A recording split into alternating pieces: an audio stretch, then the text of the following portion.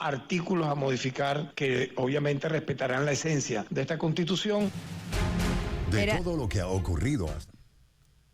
Eran declaraciones del presidente de la Comisión Nacional para la Reforma Constitucional, Tarek William Saab, quien ha afirmado que esta reforma apunta a la actualización de la Constitución a las nuevas realidades sociales a través de, cito textual, la construcción de una nueva sociedad llena de valores humanísticos. Para conocer un poco más sobre esta reforma, lo que se puede, lo que se ha manejado, tenemos vía telefónica a Jesús Rafael González, él es doctor en Ciencias Políticas, quien nos va a detallar. En efecto, es necesario que haya una reforma constitucional. Se habla de 80 artículos, pero todavía no se han dado luces concretas y exactas de cuál es el contenido de estos artículos. Bienvenido a esta cita de éxito, Jesús Rafael. Muchas gracias, Carla, y saludos a toda la audiencia allá en Maracay. Bueno, varias cositas, unos comentarios iniciales que quería hacer. Es que esto ha ido de la mano con varias declaraciones que se han tenido previa a la elección y posterior a la elección, y sobre todo posterior a la elección, donde el presidente de la República ha apuntado al menos a 3 puntos principales que debería tener esta reforma. Uno, mayor protagonismo de las organizaciones sociales y comunitarias por un fortalecimiento del poder comunal. El segundo tiene que ver con un nuevo modelo económico para reducir la dependencia del petróleo. Y el tercero, con una actualización jurídica sobre las comunicaciones, la inteligencia artificial y las nuevas tecnologías.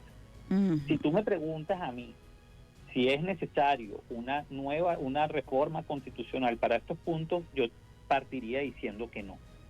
Porque esta constitución aprobada en 1999 es una constitución que es muy flexible y que deja la posibilidad para que estas cosas como el fortalecimiento de la economía nacional para la reducción del petróleo no tiene nada que ver con el texto constitucional.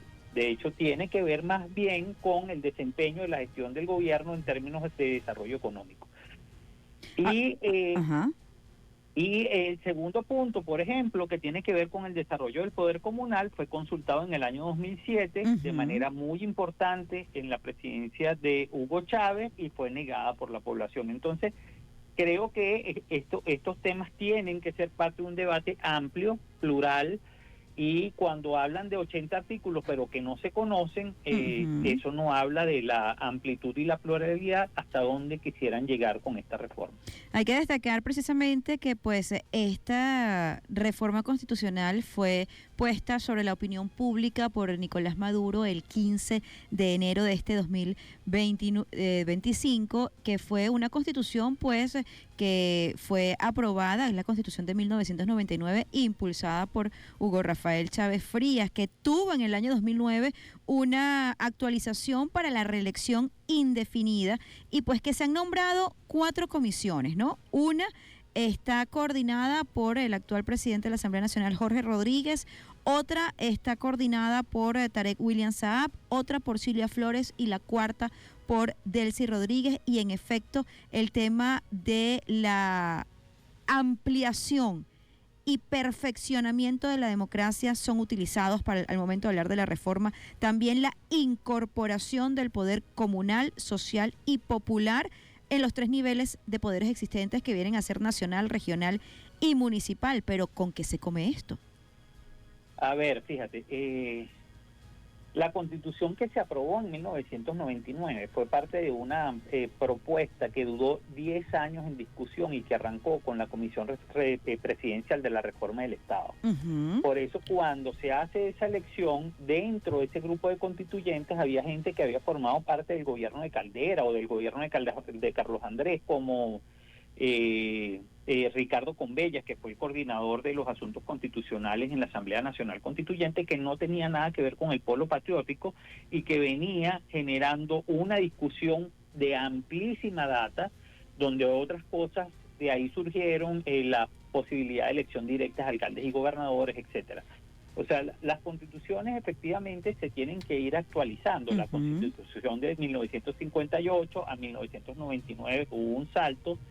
Algunas cuestiones neurálgicas quedaron en la Constitución del 99 porque son tradiciones históricas del país. Y eso tiene que ver, entre otras cosas, con nuestros propios modelos de organización social.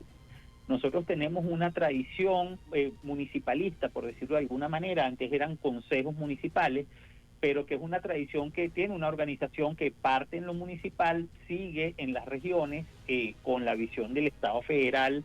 Desde principios de siglo, el Estado federal ha sido una recurrente búsqueda de nuestras constituciones del siglo pasado y hasta el gobierno nacional.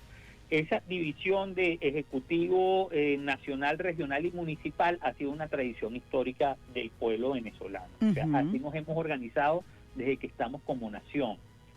Intentar meter otros elementos deberían ser parte de una discusión aún mayor, porque cuando nosotros analizamos, por ejemplo, desde distintos espacios universitarios, a partir del año 2012-2013, que se empezó a hablar de estos sistemas de comunas, nosotros habíamos analizado todo el tema que tiene que ver con los consejos comunales y el desempeño de los consejos comunales. Evidentemente la evaluación de la gente fue muy negativa.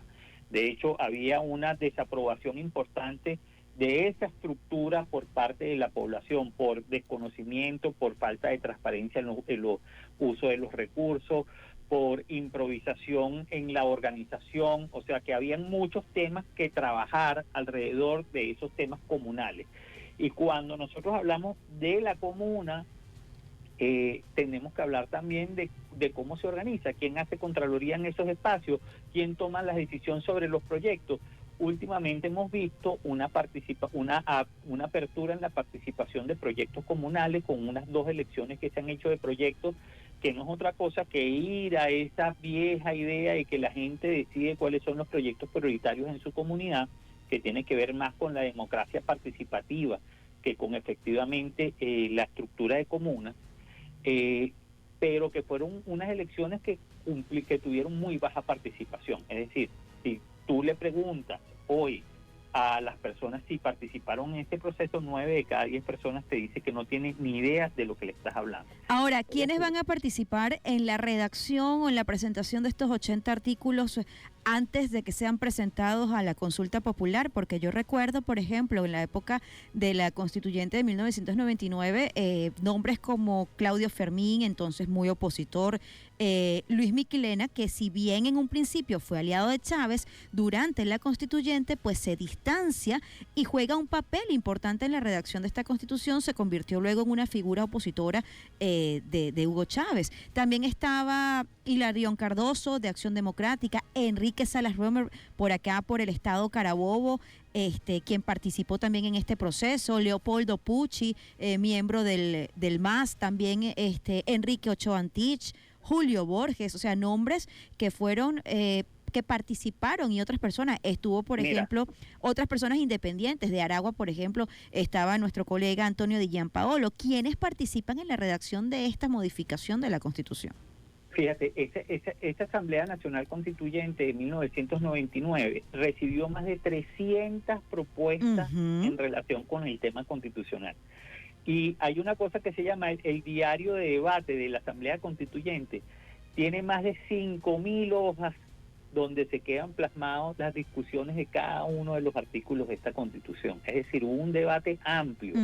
Pero eso nada más es en el periodo donde estuvo la Constituyente, pero antes hubo por lo menos 10 años de discusión para entender el tema constitucional. Es decir, una Constitución no se cambia por capricho del momento político que tú estás viviendo. Eso es un error garrafal dentro de las reformas constitucionales, y generalmente tienden a durar muy poco, porque las constituciones son unas normas que intentan regular un espacio de relaciones de la gente por largos periodos de tiempo. O sea, es así. Son las reglas de juego del partido de fútbol. Es así. Tú no cargas las reglas del partido de fútbol a mitad del partido. Es así. Hay que ver, hay que seguir pues muy de cerca este tema de la reforma constitucional, y esperemos poder tener acceso con tiempo y conocer cuáles son esos 80 nuevos artículos que se quieren incluir y cómo será el proceso de decisión y de consulta popular. Gracias, Jesús Rafael, por acompañarnos en esta cita de éxitos. Muy amable.